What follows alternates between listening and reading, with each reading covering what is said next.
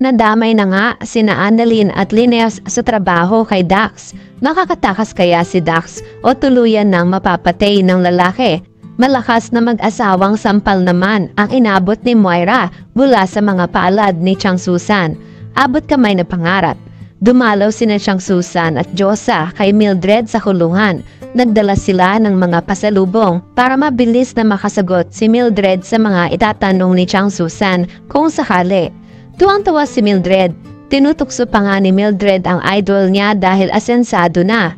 Kinamusta naman ni Chang Susan si Moira kay Mildred? Hirap na ba? Kinuwento ni Mildred na nahihirapan si Moira at kagabi nga lang, muntikan na siyang matodas. Akala kasi ni Madam Lotus siya ang pinapatumba ni Moira. Nagtaka si Josa. Pwede pala yun? Magtumba dito? Sumang-ayon si Chang Susan pero nagtataka siya. Nagtanong siya kay Mildred, malakas ba si Moira dito? Sagot naman ni Mildred, syempre, hindi. Nagtawanan sila. Sabi pa ni Mildred, alam ko, may papatumba yan si Tanyag. Alam ko ngayon yun eh. Siya, eto na naman ako ang daldal ko eh. Ayoko na nga. Nabigla si Chang Susan. May ipapatumba si Moira? Sino? Tahimik pa si Mildred.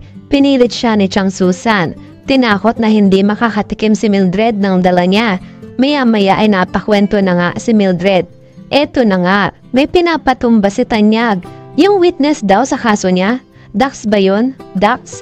Nabigla na naman si Chang Susan. Si Dax? Si Dax?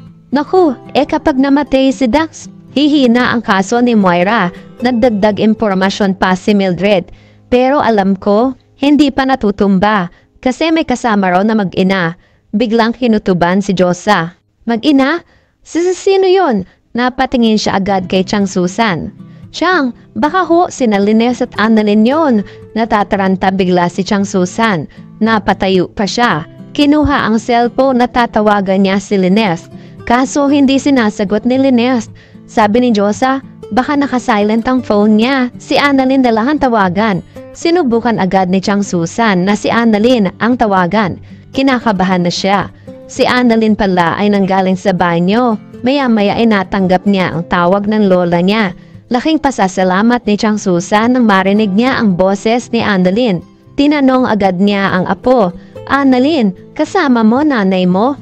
Nung sumagot ng oo si Annalyn, mas lalo kinabahan si Chang Susan. Magkasama nga sila. Tinanong agad niya kung nasaan sila.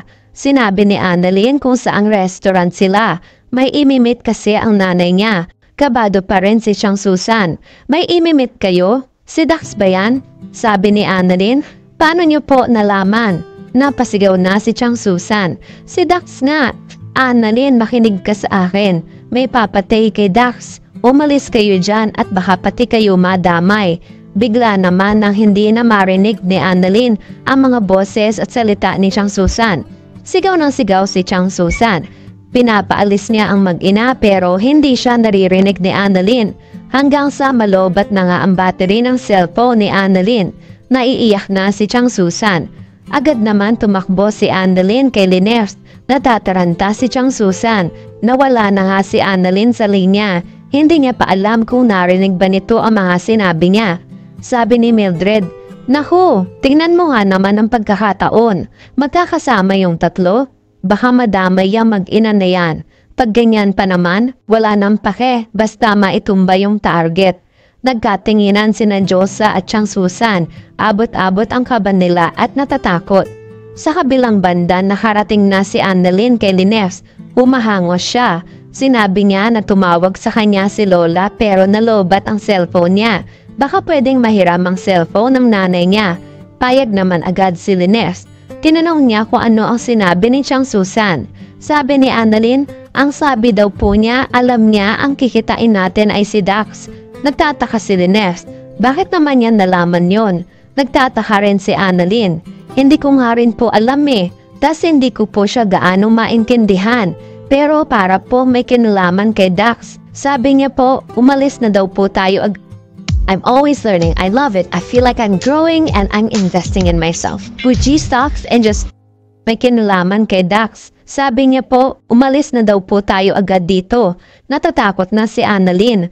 Narinig ito ni Dax. Siya rin biglang naging alerto at tumingin sa paligid. Nagmamasid siya kung may mga taong kakaiba ang kilos. Sa pagkakataong ito, naghahanda na nga ang tao ni Ninang. Nakaramdam din siya na alam na ng target niya ang plano niya. Gusto na umalis ni Annalyn dahil ang lakas na ng kaba niya. Napatayo si Dax dahil may isang kahina-hinalang waiter ang papalapit sa kanila. Naglabas na ito ng baril. Dahil nag-iba nga ang reaksyon ni Dax, napansin ni na Annalyn at Linef ito. Napalingon rin sila sa waiter na papalapit sa kanila. Agad na nagpaputok ang lalaki. Nagsabi ang pulis na dumapa sila. Napadapa si Lynette. Inaro ng mga pulis ang lalaki. Nakipagputukan rin sila.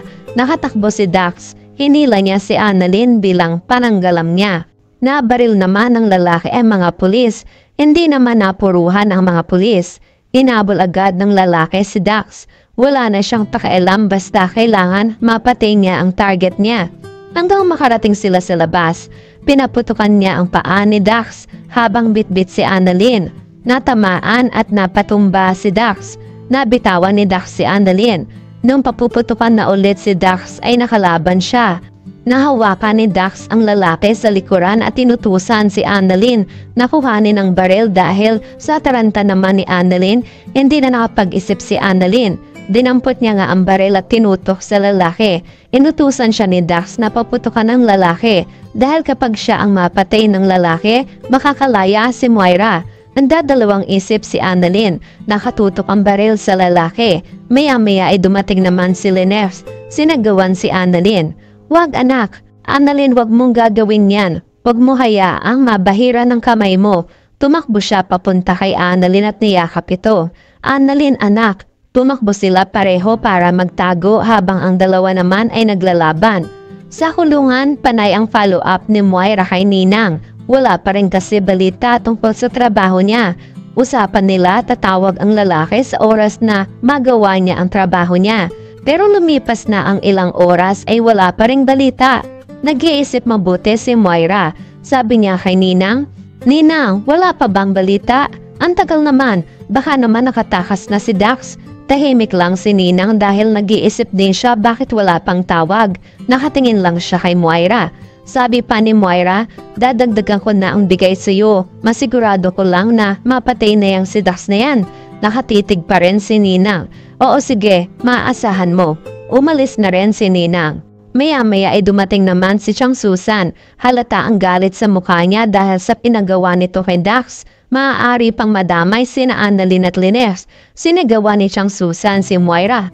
"Moira, ang lakas pa rin ang loob mo ano? Narito ka na sa loob pero nakakagawa ka pa ng kasamahan.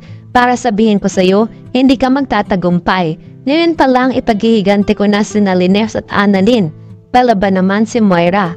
"Hoy, ano lang naman ang binibintang niyo sa akin? Kasalanan po pa rin ba kung tatanga-tangayang mag-inang yan?" Nagpantig naman ang tenga ni Chang Susan. Nilapitan niya pa. Binigyan niya si Moira na mag-asawang sampal.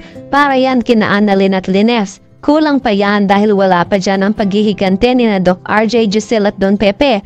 Kapag may mangyari kina Annalyn at Linef, madadagdagan na naman yan. Sumagot si Moira. "Ano bang sinasabi mo dyan?" Sumagot si Chang Susan. "Alam ko na, Moira. Pinapatumba mo si Dax. Ngayon nakikipagkita si Linef at Annalyn.